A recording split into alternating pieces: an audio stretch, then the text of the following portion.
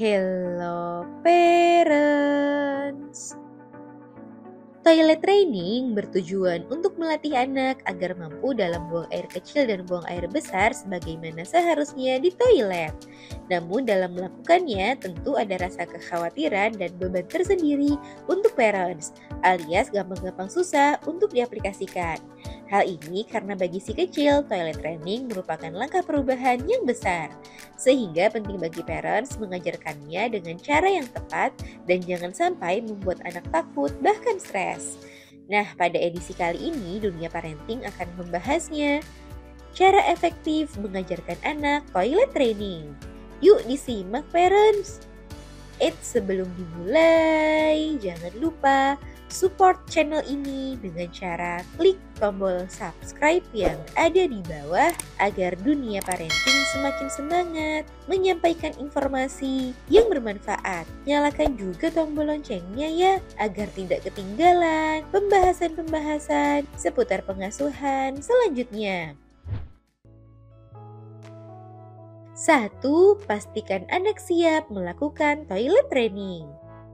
Langkah pertama yang perlu parents perhatikan ialah memastikan anak sudah siap untuk menjalani toilet training. Karena kemampuan dan perkembangan setiap anak berbeda-beda, termasuk kemampuannya untuk dapat buang air di toilet. Di samping itu terdapat juga beberapa tanda yang dapat parents perhatikan saat anak sudah siap diberikan toilet training. Di antaranya adalah sudah dapat duduk dengan tegak, sudah bisa menunjukkan ekspresi saat menahan BAB atau BAK, sudah tidak BAB di popok saat di malam hari, anak sudah mampu mengisyaratkan bahwa ia ingin BAB atau BAK, anak BAB di waktu yang sama di setiap harinya ataupun pada waktu yang tidak terduga, serta popok anak kering setelah 2-3 jam pemakaian. Jika beberapa hal tersebut sudah terlihat pada anak, maka parents dapat melanjutkan langkah berikutnya. 2. Pilihlah kata-kata yang sesuai dan mudah dipahami oleh anak. Saat parents ingin mulai melatih anak untuk melakukan toilet training, maka parents perlu memutuskan kata-kata mana yang akan digunakan untuk menjelaskan kotoran tubuh anak. Sebaiknya hindari konotasi negatif dan hindari menggunakan kata-kata seperti kotor dan bau. Khawatir si kecil menjadi tidak nyaman dan merasa jijik. 3. Siapkan perlengkapannya.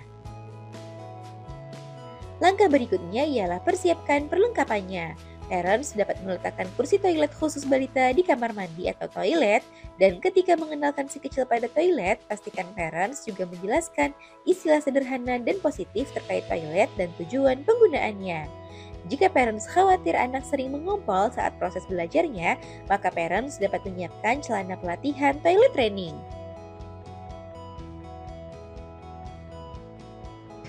4. Jadwalkan toilet training. Selanjutnya, parents dapat meminta anak duduk di kursi toilet tanpa popok selama beberapa menit dengan selang waktu 2 jam.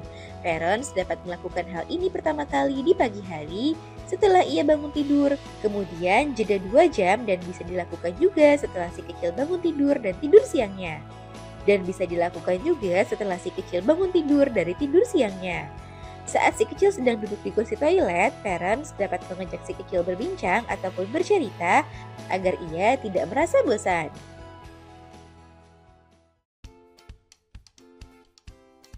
5. Bantu anak terbiasa dengan tanda ingin buang air.